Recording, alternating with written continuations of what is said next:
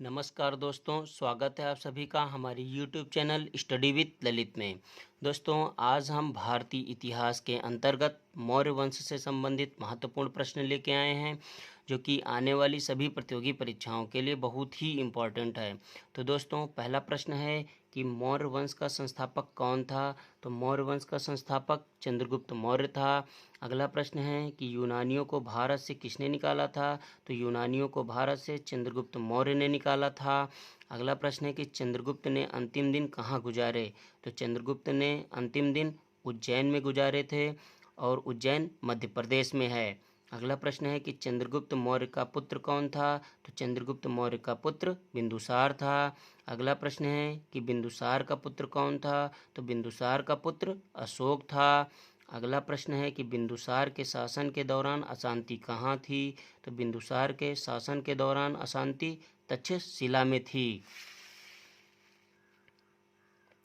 अगला प्रश्न है कि अशोक की प्रशासनिक नीति में भारी परिवर्तन किस घटना से आया।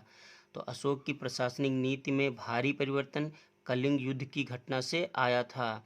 अगला प्रश्न है जो कि बहुत ही इम्पोर्टेंट है कि वह व्यक्ति कौन था जिसका नाम देवानाम प्रियदर्शी था। तो सम्राट अशोक का नाम देवानाम प्रियदर्शी था। अगला प्रश्न है जो कि मोस्ट इम्पॉर्टेंट है कि कलिंग युद्ध किस वर्ष में हुआ था।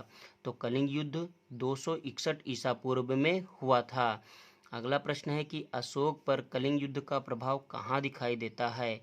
अशोक पर कलिंग युद्ध का प्रभाव शिलाओं पर उत्कीर्ण 13वें राज्यादेश में दिखाई देता है। अगला प्रश्न है कि चंद्रगुप्त मौर्य के दरबार में भेजा गया यूनानी राजदूत कौन था। तो चंद्रगुप्त मौर्य के दरबार में भेजा गया यूनानी राजदूत मेगस्थनीज था। अगला प्रश्न है जो कि ज़्यादातर परीक्षाओं में पूछा जाता है कि इंडिका नामक पुस्तक किसने लिखी। तो इंडिका नामक पुस्तक मेगस्थनीज ने लिखी। अगला प्रश्न है कि अशोक ने किस बौद्ध साधु से प्रभावित होकर बौद्ध धर्म अपनाया था। तो अशोक ने उपगुप्त बौद्ध साधु से प्रभावित होकर बौद्ध धर्म अपनाया था। अगला प्रश्न है कि चंद्रगुप्त मौर्य का प्रसिद्ध गुरु चाणक्य किस विद्या केंद्र से संबंधित था। तो चंद्रगुप्त मौर्य का प्रसिद्ध गुरु चाणक्य तक्षशिला विद्या केंद्र से संबंधित था। अगला प्रश्न है कि मौर्य काल के दौरान शिक्षा का सबसे प्रसिद्ध केंद्र कौन सा था।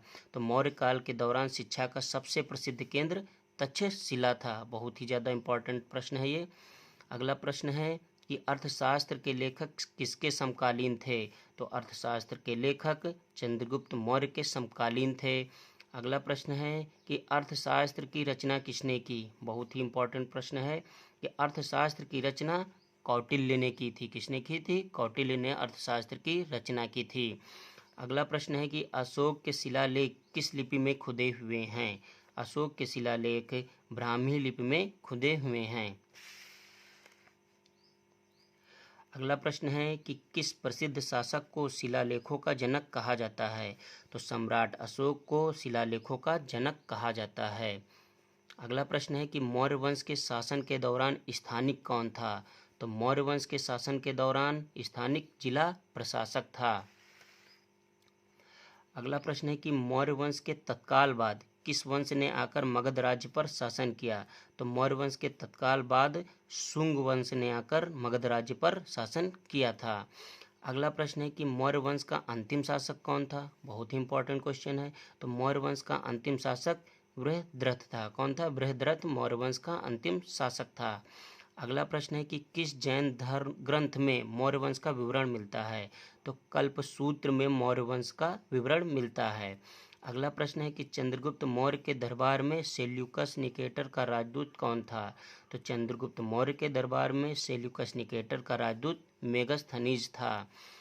अगला प्रश्न है जो कि बहुत ही इम्पोर्टेंट है कि भारत का मैकियावेली किसे कहा जाता है। तो भारत का मैकियावेली चाणक्य को कहा जाता है। अगला प्रश्न है जो कि बहुत ही ज़्यादा इम्पोर्टेंट है कि राजतरंगिणी के रचयिता कौन हैं।